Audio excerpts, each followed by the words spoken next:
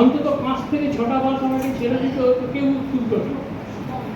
এবং এটা শুধু সেই দিনের ঘটনা নয়, এটা আজকের দিনেও ঘটনা। এমনকি এরাম আছে বাসের হ্যান্ডেল ধরে ঝুলছে, সেই অবস্থায় বাস চালিয়ে দিয়েছে। এবং সেই সময় 2006 আমরা শুরু করলাম বাবুঘাট বাস টার্মিনাসে 600 ড্রাইভার কন্ট্রাক্টরকে আমরা রাখি কর্মসূচি করলাম। এবং দেখা গেল বেশ কয়েক বছর পর আমাদের ওই রূপটাতে অন্তত কিছুটা হলো আপনার এই তৈরি হয়েছে। আমি একজন অধ্যাপক এবং তার সঙ্গে আরেকটিও আমার পরিচয় আছে।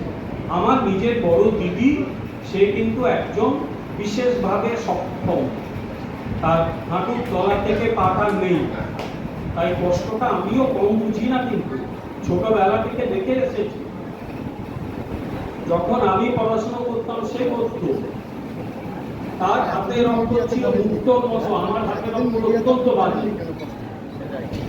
হায়ার সেকেন্ডারি পাস করে তার পায়ের সমস্যায় পড়তে যেতে পারলো না, ওর কান্না আমার মনে আছে।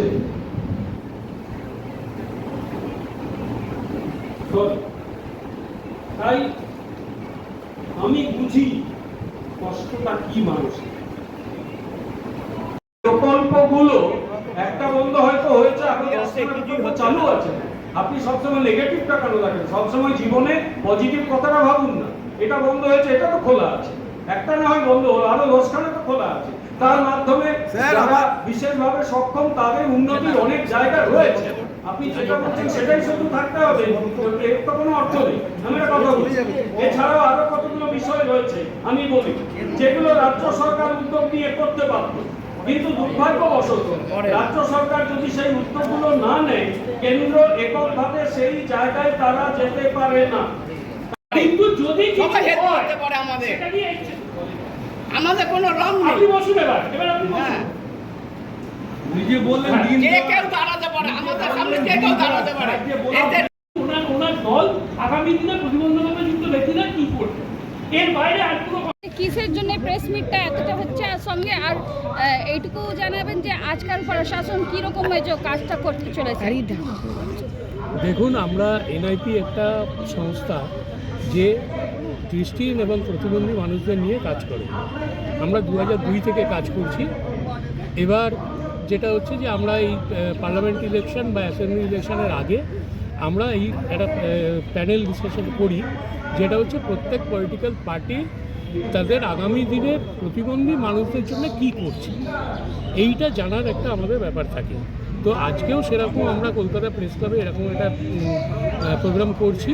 তো এখানে আমাদের কাছে যে আগামী দিনে যে সরকার আসবে, তো সেই সরকার এদের জন্য যদি সেইভাবে কিছু ব্যবস্থা করতে পারে বা তাদের সম্পর্কে তাদের কী মতামত, সেটা আমরা এখানে জানতে চাইছি। তো এই প্যানেল ডিসকাশনের মধ্যে ঘর ঢুকে যাচ্ছে, কিন্তু আজকাল কোন ওয়ার্ডে কোনো প্রতিবন্ধীদের ঘর ঢুকেছে কিনা দেখুন তো আপনি। তো আমার সরকার থেকে কি ডিমান্ড করব? নতুন সরকার প্রথম কথা হচ্ছে কারা আসবে সেটা 4 তারিখে ঠিক হবে। তো আমাদের যেই আসুক, হ্যাঁ সেই জন্য নতুন সরকার, হ্যাঁ আমাদের কথা হচ্ছে প্রথম প্রতিবন্ধী ভাতা বাড়ুক, 3000 হোক, 1000 থেকে 3000, আমাদের 6000, 10,000। জনতা পার্টির মুখপাত্র এবং মিডিয়া দায়িত্বপ্রাপ্ত, আজকে আমাকে এখানে অনুরোধ করা হয়েছিল আসতে। প্রতিবন্ধীদের বা বিশেষভাবে সক্ষম মানুষদের জন্য আমরা ঠিক কী ধরনের ভাবনা চিন্তা করছি এবং আমাদের ম্যানিফেস্টোতে কী আছে সেটা নিয়ে বক্তব্য রাখতে আমি আমার বক্তব্য রেখেছি। কিছু প্রশ্ন এসেছিল, সেই প্রশ্নগুলোর উত্তর দিয়েছি এবং আমরা আগামী দিনে রাজ্যে ক্ষমতায় এলে সেগুলো পূরণ করার চেষ্টা করব, সেটা আমি আমার কথাবার্তা রেখেছি। আপনারা রাজ্যে এলে কি কি করবেন? আমরা রাজ্যে এলে প্রথম কথা, যারা বিশেষভাবে সক্ষম মানুষ তারা যাতে নিজের পায়ে দাঁড়াতে পারেন সেই বন্দোবস্ত করতে হবে। সরকারি চাকরিতে তাদের যে সংরক্ষণ ব্যবস্থা আছে সেটা যাতে ঠিক মতো রিলিজিয়াসলি মেনটেন করা হয় সেইটা আমরা করব। তৃতীয় হচ্ছে তাদের যে ভাতার বন্দোবস্ত আছে আমাদের ম্যানিফেস্টো আমরা ঘোষণা করেছি সেটাকে আমরা ডাবল করব। আর সবচেয়ে বড় কথা যে তাদের জন্য কেন্দ্রীয় সরকারের বেশ কিছু স্কিম আছে, সেই স্কিমগুলো যাতে ইমপ্লিমেন্টেড হয়, সেই যাতে ভালোভাবে, কারণ রাজ্য সরকার সহযোগিতা না করলে সেই স্কিমগুলো ইমপ্লিমেন্ট করা যায় না, আমরা সেটাই করার চেষ্টা করব।